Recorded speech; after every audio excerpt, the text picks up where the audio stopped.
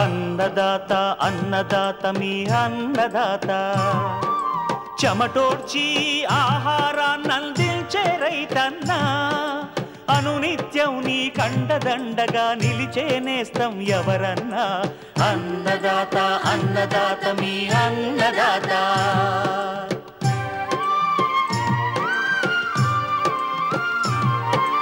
నూతన రీతుల సాగుబడికి నూరింతలు పెరిగే దిగుబడికి సూచనలిచ్చే సస్య రక్షణకు పశు పోషణకి శాస్త్ర విజ్ఞానం అందించి ముందుకు నడిపే తెలుగు రైతు భారతదేశానికి మకుటం అయ్యేలా తీర్చిదిద్దే ఆశయంతో మిమ్ము మేలు కొలిపేది అన్నదాత అన్నదాత అన్నదాత మీ అన్నదాత అన్నదాత అన్నదాత మీ అన్నదాత.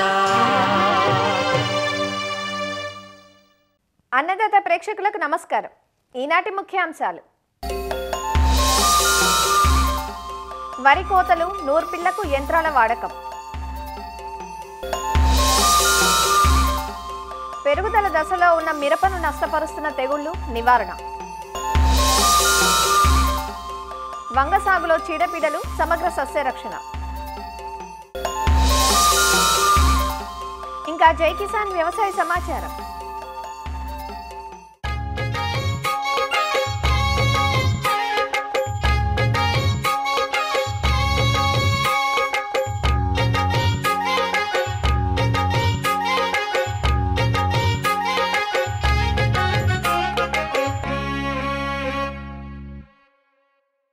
వరి సాగులో నాట్ల నుంచి నూర్చే వరకు రైతులు ఎదుర్కొంటున్న ప్రధాన సమస్య కూలీల కొరత.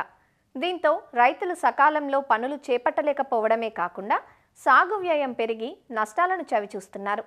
ఇలాంటి తరుణంలో కూలీల కొరతను అధిగమించి వ్యవసాయాన్ని లాభసాటిగా సాగించాలంటే ఆధునిక యంత్ర పరికరాలను వినియోగించాల్సిన అవసరం ఉంది. ఇప్పటికే అక్కడక్కడ వరి కోతలు పూర్తవగా ఇంకా చాలా ప్రాంతాల్లో వరి కోతలు జరుగుతున్నాయి. ఇలాంటి పరిస్థితుల్లో సమయం కలిసి వచ్చేలా, పంటంతా ఒకేసారి చేతికి అందివచ్చేలా యంత్రాల వాడకం రైతులకు మేలు చేస్తుందంటూ సూచిస్తున్నారు ఆచార్య ఎన్జీ రంగా వ్యవసాయ విశ్వవిద్యాలయం, శ్రీకాకుళం జిల్లా నైరా వ్యవసాయ కళాశాల విస్తరణ విభాగం అధ్యాపకులు డాక్టర్ డి చిన్నమనాయుడు. మరి ఖరీఫ్లో వేసే పంటల్లో ప్రధానమైన పంట వరి. మరి చాలా విస్తీర్ణంలో రైతులు వేస్తున్నారు. చాలా వరకు అన్ని రకాల యాజమాన్య పద్ధతులు కూడా చేస్తున్నారు. అదేవిధంగా దిగుబడులు తీస్తున్నారు. అయినా కానీ నికరాదాయం చూసుకుంటే తక్కువగా ఉండటం అనేది జరుగుతుంది. దీనికి ప్రధానంగా ఒక కారణం కనుక చూసుకుంటే కూలీల సమస్య పెరిగిపోతుంది. అంటే మిగతా యాజమాన్య పద్ధతులు, ఎరువులు, పురుగు మందులు వాటి మీద పెరిగే ఖర్చు కన్నాను ఈ కూలీల మీద పెట్టేటువంటి ఖర్చు, అవి విత్తనాలు వేసిన దగ్గర నుంచి కోత వరకు కూడా రైతులు ఈ కూలీలను ఏర్పాటు చేసుకోవడం కానీ కూలీల మీద పెట్టే ఖర్చు పెరిగిపోవడం వల్ల ఈ సాగు ఖర్చుల్లో పెరుగుదల కనిపిస్తుంది. అదేవిధంగా నికర ఆదాయం తగ్గడం జరుగుతుంది.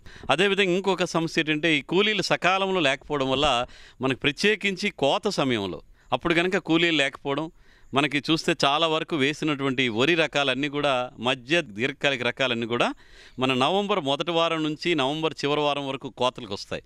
ఈ శ్రీకాకుళం జిల్లాలో చూసుకుంటే చాలా సంవత్సరాలు, 5 సంవత్సరాల్లో 3 సంవత్సరాలు మనకి ఈ తుఫాన్లు రావడం, అధిక వర్షాలు రావడం అనేది జరుగుతుంది.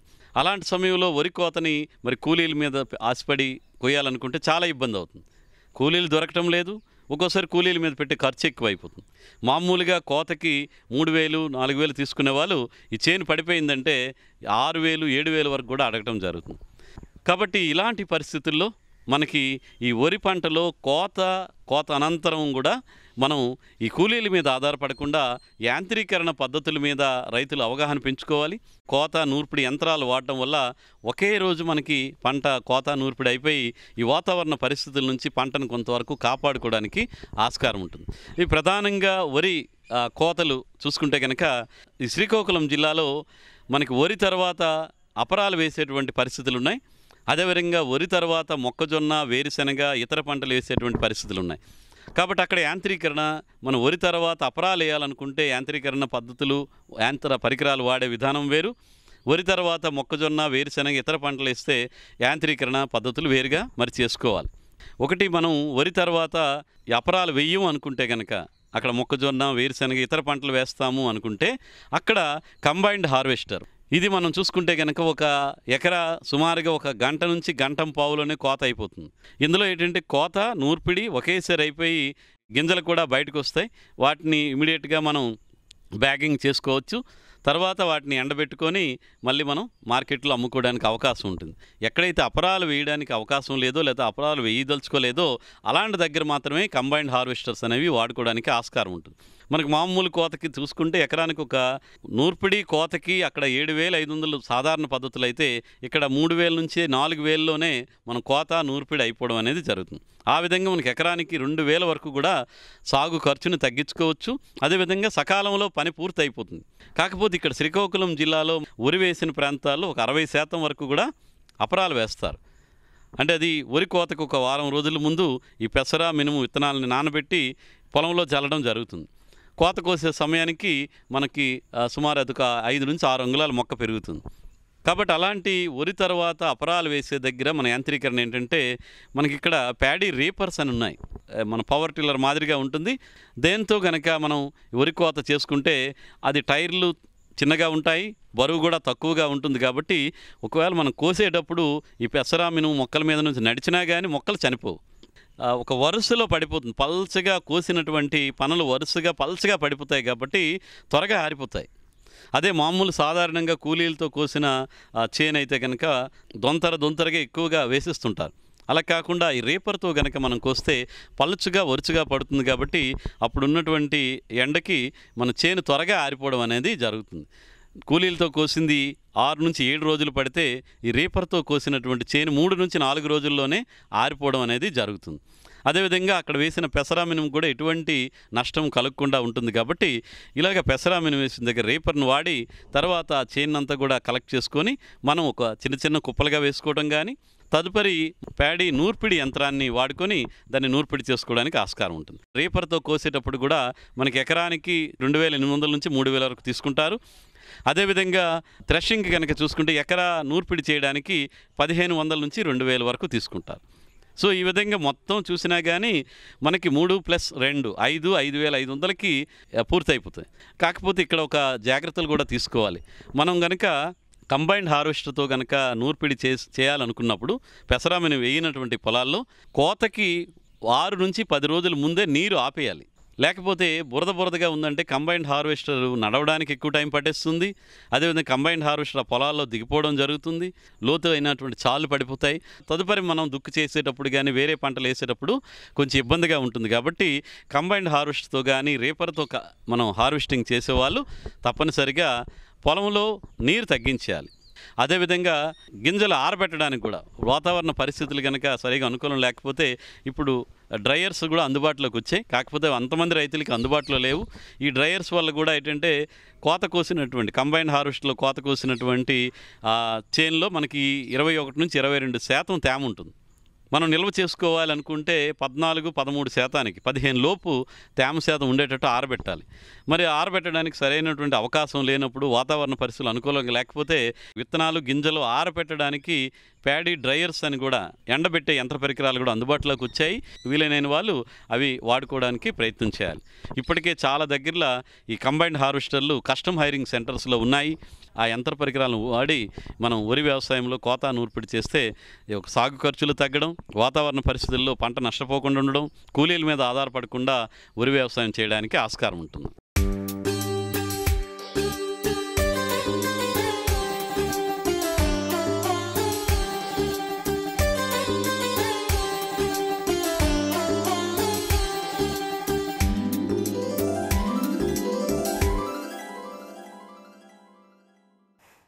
నిత్యం మార్కెట్లో కనిపిస్తూ సంవత్సరం పొడవునా రైతుల పొలాల్లో సాగు చేయబడే కూరగాయ వంగ. పెరుగుతున్న విస్తీర్ణంతో పాటు చీడపీడల బెడద కూడా పెరిగింది. సాధారణంగా వంగలో నారు నాటింది మొదలు ఏదో ఒక చీడపీడ పంటను నష్టపరుస్తూనే ఉంటుంది. ముఖ్యంగా పురుగుల్లో మొవ్వు మరియు కాయతొలుచు పురుగు, రసం పీల్చు పురుగులు అధిక శాతం నష్టాన్ని కలగజేస్తుంటే తెగుళ్లలో ఎండు తెగులు, వెర్రి తెగులు వంటివి పంట నాణ్యతను, దిగుబడిని హరించి వేస్తున్నాయి. కాబట్టి చీడపీడలను అదుపులో ఉంచుతూ వంగ పంట నుంచి మేలైన దిగుబడులు పొందాలంటే వేప మందులు, లింగాకర్షక బుట్టలు ఇలా అన్ని రకాల సమగ్ర సస్యరక్షణ చర్యలు చేపట్టాలి.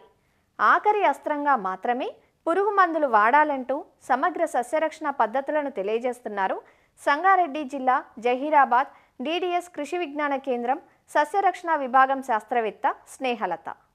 ఇప్పుడు మన భారతదేశంలో ప్రాచీన కాలం నుండి సాగు చేస్తున్న కూరగాయల్లో వంగ పంట ఒకటి. ఈ పంట అన్ని ఋతువుల్లో కూడా మనం సాగు చేయదగ్గ పంట ఇది. అట్లనే చౌడుని కూడా ఎక్కువ మటుకు తట్టుకుంటుంది. చీడపీడలకు అనుగుణంగా ఉండే ఈ పంటలో మనకి రకరకాల పురుగులు రావడం అనేది సహజమే. కానీ సరైన సమయంలో సమగ్ర సస్యరక్షణ విధానాలు అనేవి పాటించక కూడా రైతులు దిగుబడుల్లో కొంచెం ప్రభావం అనేది చూడడం అనేది జరుగుతుందన్నమాట. మనకి చీడపీడల్లో ముఖ్యంగా వచ్చేది మొవ్వు ఇంకా కాయతొలుచు పురుగు. అయితే ఈ మొవ్వు కాయతొలుచు పురుగు వ్యాపించినప్పుడు ఏంటంటే ముందుగా మొవ్వుని తినడం వలన మనకి మొవ్వు అనేది వడలిపోయి ఎండిపోవడం అనేది ఒకటి జరుగుతుంది. అయితే మళ్ళీ కాయ లోపల మనం చూసుకుంటే ఇది గులాబీ రంగులో లద్దె దశ పురుగులా ఉంటుంది. ఇది కాయలోనికి రంధ్రం చేసుకొని వెళ్ళినప్పుడు కాయ వంకర్లుగా అవుతుంది అనమాట. ఆ రంధ్రం నుంచి ఎప్పుడైతే కాయ లోపల మొత్త పదార్థాన్ని తినుకుంటూ ఇది ఒక నల్లటి పదార్థాన్ని విసర్జితం చేస్తుంది బయటకి. అలా మనం గమనించుకోవచ్చు. ఇలా ఉండడం వలన కాయలు మార్కెటింగ్కి అంత అనుకూలంగా ఉండవు అనమాట. దీన్ని మనం అరికట్టుకోవాలనంటే మనం ముందు నుంచి కొన్ని పద్ధతులు సమగ్ర విధానంలో చేసుకోవాలి. అలా ముందుగానే పంట వేస్తున్నప్పుడు మనము బంతి కానీ ఉల్లి కానీ వెల్లుల్లి కానీ మనం అంతర పంటగా వేసుకోవాలన్నమాట. అలాగే దీంతో పాటు మనం ఈ పురుగు ఉద్రిక్తత తెలుసుకోవాలి అని అంటే లింగాకర్షక బుట్టలు అనేవి ఒక 4 నుంచి 5 అక్కడక్కడ అమర్చుకోవడం వలన వీటిలో ఎన్ని రెక్కల పురుగులు పడుతున్నాయి అనే దాన్ని బట్టి మనం పిచికారీ చర్యలు అనేది చేపట్టాలి. అయితే మనం ఎక్కువ మోతాదులో అంటే మాస్ ట్రాపింగ్ అని అంటాం. మాస్ ట్రాపింగ్ అనేది చేసుకోవాలనంటే ఈ లింగాకర్షక బుట్టలు అనేవి 25 నుంచి 30 దాకా అక్కడక్కడ ఎకరానికి పంటలో అమర్చుకున్నట్లయితే ఎక్కువ పురుగులు దాంట్లో పడడం వలన కూడా పురుగు ఉద్రిక్తత అనేది తగ్గిపోతుంది అనమాట. దీనికి ట్రైకోకార్డ్స్ అనేవి ఉంటాయి. ట్రైకోకార్డ్స్ అనేవి మనకి రైతు మిత్ర పురుగు అని అంటాం దాన్ని. అయితే ఆ ట్రైకోకార్డ్ మీద ఈ రైతు మిత్ర పురుగు యొక్క గుడ్లు అనేవి అమర్చి ఉంటాయి. ఒక 2000 గుడ్లు ఒక ఎకరానికి గనక మనం వదులుకున్నట్లయితే ఆ గుడ్ల నుంచి పొదిగిన రెక్కల పురుగు ఏదైతే ఉంటుందో ఈ మొవ్వు కాయతొలుచు పురుగు అంటే లద్దె దశను చంపి తినడం వలన పురుగు ఉద్రిక్తత అక్కడ తగ్గుతుంది. ఇంకొకటి మనము వేప నూనె 10,000 ppm ఒక 2 మిల్లీలీటర్లు లీటర్ నీటికి కలిపి పిచికారీ చేసుకోవడం వలన ఈ రెక్కల పురుగు అనేది గుడ్లు ఏదైతే పెడుతూ ఉంటుందో ఆ గుడ్లను పగలగొట్టే శక్తి వేపలో ఉంటుంది. అలాగే మనం కొన్ని మంచి సూక్ష్మాలు ఉంటాయి. ఏవంటే మనకి బీటీ బ్యాసిల్లస్ తురింజెనెసిస్ అది 1 గ్రాము 1 లీటర్ నీటికి, అది దొరకని ఎడల మెటరైజం అనేది 5 గ్రాములు 1 లీటర్ నీటికి కలిపి మనం పిచికారీ చేసుకున్నట్లయితే ఈ పురుగు అనేది ఎక్కువ ఉద్రిక్తత చెందకుండా మనం పంటని ఇలా కాపాడుకోవచ్చు అనమాట. పంట వేసిన మొదట్లోనే మనకి రసం పీల్చుడు పురుగులు అనేవి వస్తూ ఉంటాయి. ఈ రసం పీల్చుడు పురుగులు ముఖ్యంగా చూసుకున్నట్లయితే మనకి తెల్లదోమ ఒకటి, పచ్చదోమ ఒకటి, తర్వాత మనకి పేనుబంక అనేది వస్తుంటుంది. అయితే ఈ పురుగులు సోకినప్పుడు మనకి ఆకుల అడుగు భాగాన ఉండి రసం పీల్చడం వలన ఆకులు పైకి కానీ కిందికి కానీ ముడుచుకోవడం అనేది మనం గమనిస్తాం. అలా అయిన ఆకులు పచ్చగా అయిపోయి వడలిపోయి రాలిపోవడం అనేది జరుగుతుంది అనమాట. అయితే ముఖ్యంగా ఈ పచ్చదోమ ఏంటంటే వెర్రి తెగుళ్ళు అని అంటాం మనం. వెర్రి తెగుళ్ళు అనేవి ఇంగ్లీష్లో మనం లిటిల్ లీఫ్ ఆఫ్ బ్రింజాల్ అని అంటాం. ఆ తెగుళ్ళని వ్యాపింపజేస్తుంది అనమాట. కాబట్టి ముందు నుండే మనం చేసుకోవాల్సిన జాగ్రత్తలు ఏంటంటే మనము అక్కడక్కడ ఒక 25 నుంచి 30 జిగురా కట్టలు అమర్చుకోవడం వల్ల వీటికి ఆకర్షితమయ్యి అక్కడ కొంతవరకు పురుగు ఉద్రిక్తత మనం తగ్గించుకోవచ్చు. అలాగే వేపగింజల కషాయం అనేది 5% మనం పిచికారీ చేసుకున్నట్లయితే ఈ పురుగు ఉద్రిక్తత అనేది తగ్గించుకోవచ్చు. ఈ వంగ పంటలో తెగుళ్ళని చూసుకున్నట్లయితే ఎండు తెగుళ్ళు ఒకటి ప్రధాన సమస్య. ఈ ఎండు తెగుళ్ళు వచ్చినప్పుడు మొక్క అంటే వేరు దగ్గర నుంచి పైకి మొత్తం వడలిపోయి ఎండిపోవడం అనేది మనం గమనిస్తాం అనమాట. అలా చూసిన ఎడల వెంటనే ఆ మొక్కను తీసి దూరంగా పడేయడము, అది కాల్చేయడం అనేది చెయ్యాలి. ఆ తర్వాత ఏంటంటే మనకి స్ట్రెప్టోసైక్లిన్ అనేది 5 నుంచి 10 గ్రాములు ఒక 4 లీటర్ల నీటిలో కలిపి అది పిచికారీ చేసుకోవాలి. ఒకవేళ ఆ మొక్క ఎక్కడే తీసేస్తామో అక్కడ ట్రైకోడర్మా అనేది ఒక 10 గ్రాములు ఒక లీటర్ నీటికి కలిపి మనం మొదళ్ళు అనేది తడపాలన్నమాట. అట్లయితే ఆ వ్యాధి అనేది అక్కడ నుంచి ఇంకో దగ్గర వ్యాపించకుండా కాపాడుకోవచ్చు. ఇంకొక తెగులు తీసుకున్నట్లయితే వెర్రి తెగులు, అది పచ్చదోమ ద్వారా వ్యాపిస్తూ ఉంటుంది. అలాగే ఈ వెర్రి తెగులు సోకిన మొక్క ఆకులు అనేవి సన్నగా అయిపోయి మనకి చీపురుగట్ట మాదిరిలాగా చెట్టు తయారవుతుంది అనమాట. ఇలా చూసిన వెంటనే ఈ మొక్కలను తీసి దూరంగా పడేయడం ఒకటి చెయ్యాలి. ఇది పచ్చదోమ ద్వారా వ్యాపిస్తుంది గనక మనము ఖచ్చితంగా దీనికి జిగురా కట్టలు లాంటివి పెట్టుకోవడం, తర్వాత వేప నూనె లాంటివి స్ప్రే చేయడం అనేది ఒకటి చేసుకోవాలి. అట్లానే నారు మడి నుంచి నారు తీసిన వెంటనే మనకి టెట్రాసైక్లిన్ అనేది ఆ ద్రవణంలో ఈ నారును ఒక 30 నిమిషాలు పెట్టి నాటుకున్నట్లయితే ఇలాంటి వ్యాధులను కూడా మనము అరికట్టుకోవచ్చు అనమాట. అలాగే బ్లీచింగ్ పౌడర్ అనేది ఒక 6 కేజీలు ఎకరానికి అట్లా మనం చల్లుకున్నట్టయితే కూడా ఇలాంటి తెగుళ్ళ నుంచి మనం పంటని కాపాడుకోవచ్చు. ఇలా మంచిగా సమగ్ర సస్యరక్షణ విధానాలన్నీ చేసుకుంటూ ఈ చీడపీడల బారి నుండి పంటను కాపాడుకొని మంచి దిగుబడులు అనేవి సాధిస్తారని కోరుకుంటున్నాను.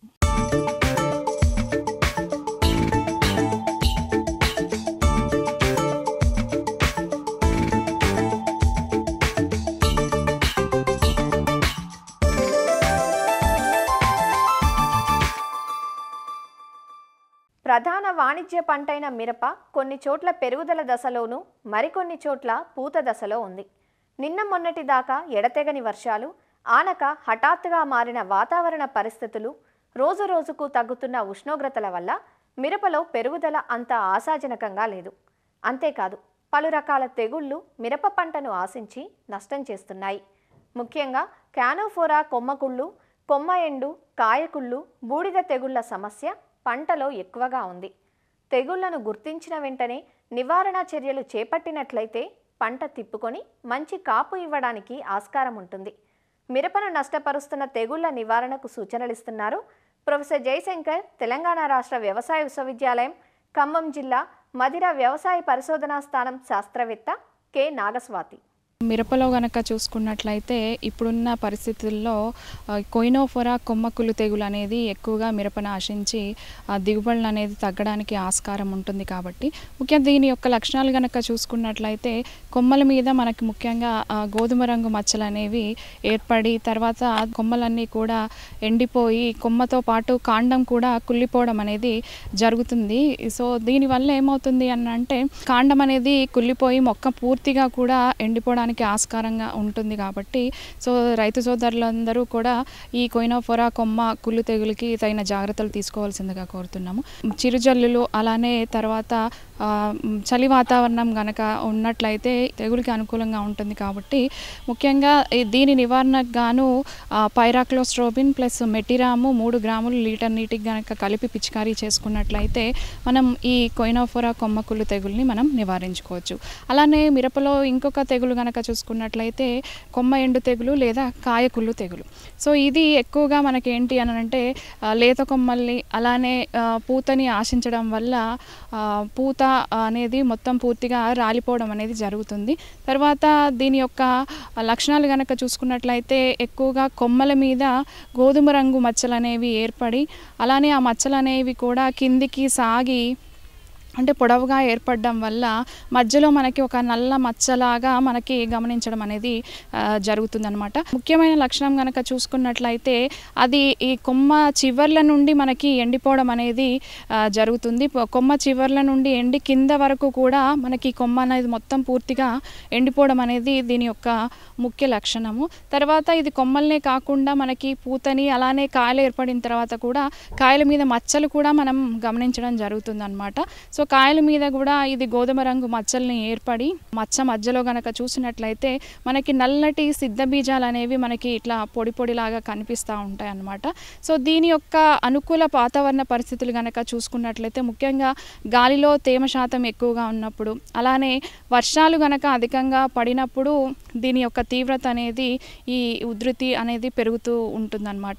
సో దీని నివారణకు గాను మనం కాపర్ ఆక్సిక్లోరైడ్ 3 గ్రాములు లేదా మ్యాంకోజెప్ 2.5 గ్రాములు లేకపోతే ట్రైఫ్లాక్సిస్ట్రోబిన్ ప్లస్ టెబుకొనజోల్ ఇది కాంబినేషన్. ఇది వచ్చేసి మనకి 0.8 గ్రాములు లీటర్ నీటికి లేదా ప్రొపికొనజోల్ 1 మిల్లీ లీటర్ నీటికి గనక కలిపి పిచికారీ చేసుకున్నట్లయితే కొమ్మ ఎండు తెగులు లేదా కాయ కుళ్ళు తెగుల్ని మనం నివారించుకోవచ్చు. అలానే ఈ చలి ప్రభావాల పరిస్థితుల్లో అక్కడక్కడ కూడా మిరపలో మనకి బూడిద తెగులు కూడా ఆశించే అవకాశం ఉంటుంది. సో ఈ బూడిద తెగులు యొక్క లక్షణాలు మనం గనక చూసుకున్నట్లయితే ఆకుల అడుగు భాగంలో మనకి తెల్లటి బూడిద లాంటి మచ్చలు అనేవి ఏర్పడుతూ ఉంటాయి. అలానే పై భాగం కనుక చూసుకున్నట్లయితే ఈ ఆకుపచ్చ రంగు అంతా కూడా మనకి తగ్గిపోవడం అనేది జరిగి పసుపు రంగులోకి ఆకులన్నీ మారడం అనేది గమనించడం జరుగుతుంది. తర్వాత ఇది ఆకులనే కాకుండా మనకి కొమ్మల మీద కానివ్వండి, లేకపోతే కాయలు ఏర్పడిన తర్వాత కూడా వాటి మీద ఈ తెల్లటి బూడిద లాంటి పదార్థం అనేది మనం గమనించడం జరుగుతుంది. దీని యొక్క అనుకూల పరిస్థితులు కనుక మనం చూసుకున్నట్లయితే చల్లని వాతావరణము అలానే పొడి వాతావరణం కనుక ఉన్నట్లయితే ఈ బూడిద తెగులు అనేది మనకి ఎక్కువగా మిరపకి ఆశించే అవకాశం ఉంటుంది. సో దీని యొక్క నివారణకు గాను మనకి నీటిలో కరిగే గంధకం 3 గ్రాములు, లేకపోతే మైక్లోబ్యూటనిల్ 1 గ్రాము లీటర్ నీటికి కనుక కలిపి పిచికారీ చేసుకున్నట్లయితే మనం ఈ బూడిద తెగుల్ని కూడా నివారించుకోవచ్చు. అలానే ఈ చలి ప్రభావం వల్ల మనకి మిరపలో ఏంటంటే మనకి అడుగు మందులు వేసినా కూడా ఒక్కొక్కసారి పంట అనేది తీసుకోలేని పరిస్థితులు ఉంటుంది. కాబట్టి పైపాటుగా మనకి 319 అయితే ఒక 5 గ్రాములు లేదా 13,045 2 గ్రాములు లీటర్ నీటికి కలిపి కనుక మనం పిచికారీ చేసుకున్నట్లయితే సో మొక్క అనేది మనకి ఎదగడంతో పాటు ఈ చలి ప్రభావం వల్ల మనకి మిరపలో ఏంటంటే ఆకులన్నీ పసుపు రంగులోకి మారిపోయి పండాకులాగా మారిపోయి రాలిపోవడం అనేది మనం గమనిస్తూ ఉంటాం. కాబట్టి సో దయచేసి రైతు సోదరులందరూ కూడా ఈ యొక్క తెగుల్ని గుర్తించి వాటికి ఎలాంటి యాజమాన్య పద్ధతులు తీసుకోవాలన్నది కనుక మనం చేసుకుంటే ఈ మిరపలో మనము అధిక దిగుబడులు సాధించవచ్చు అని తెలియజేస్తున్నాను.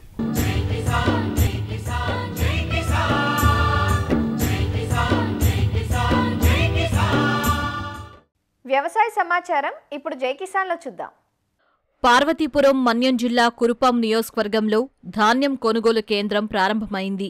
ఈ కార్యక్రమాన్ని కురుపాం ఎమ్మెల్యే తోయక జగదీశ్వరి, జిల్లా సబ్ కలెక్టర్ స్వప్నిల్ జగన్నాథ్ ప్రారంభించారు. ప్రాథమిక సహకార సంఘాల ఆధ్వర్యంలో రైతు సేవా కేంద్రాల్లో కొనుగోళ్లు నిర్వహించనున్నట్లు అధికారులు చెబుతున్నారు. ప్రభుత్వ నిబంధనలకు అనుగుణంగా ధాన్యాన్ని తీసుకువచ్చి మద్దతు ధర పొందాలంటూ అధికారులు సూచిస్తున్నారు. కురుపాం నియోజకవర్గంలో ధాన్యం కొనుగోలు సెంటర్ ప్రారంభించడం జరిగింది.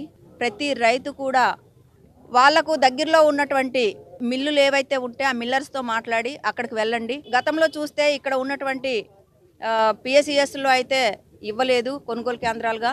మరి ఈసారి కురుపాంలో కూడా పిఎస్ఈఎస్ కేంద్రానికి ఇవ్వడం జరిగింది. కాబట్టి ఇక్కడ ఉన్నటువంటి రైతులు కూడా మరి ఇక్కడికే ఇచ్చుకోవడానికి ఉంటుంది. కాబట్టి మీరు ఏ విధంగా మీకు అనుకూలంగా ఉంటే ఆ విధంగా చేసుకోవాలని ప్రతి ఒక్క రైతుకి మేము కోరుకుంటూ సెలవు తీసుకుంటున్నాను. ఇక్కడ కురుపాంలో ఖరీఫ్ సీజన్ 2025-26 ప్రొక్యూర్మెంట్ సీజన్ ఇక్కడ స్టార్ట్ అవుతుంది. ఈ సీజన్లో మన ప్రభుత్వం నుంచి పాలకొండ డివిజన్లో 80 packs paddy procurement centres we have started. తర్వాత కురుపాం కాన్స్టిట్యుయెన్సీలో 28 ప్యాడీ ప్రొక్యూర్మెంట్ స్టార్ట్ అవుతుంది. మొత్తం రైతులకి సిన్సియర్ రిక్వెస్ట్, ఇక్కడ ఈ సంవత్సరంలో స్పెసిఫిక్గా WhatsApp scheduling we have started. So me WhatsApp నుంచి కూడా ప్యాడీ ప్రొక్యూర్మెంట్ సంబంధించి షెడ్యూలింగ్ పాసిబుల్ ఉంది. సో ఇక్కడ వాట్సాప్లో షెడ్యూల్ చేస్తే రైతు భరోసా కేంద్ర అదర్వైజ్ ప్యాడీ ప్రొక్యూర్మెంట్ సెంటర్లో రండి and register your self and get the benefit of the paddy procurement. So ఇది ప్రాసెస్ కోసం ప్రభుత్వం నుంచి మొత్తం things we have put in place. For example vehicles కావాలి, తర్వాత labour, gunny bags, everything are available. And I request all farmers to take benefit of this. Thank you so much.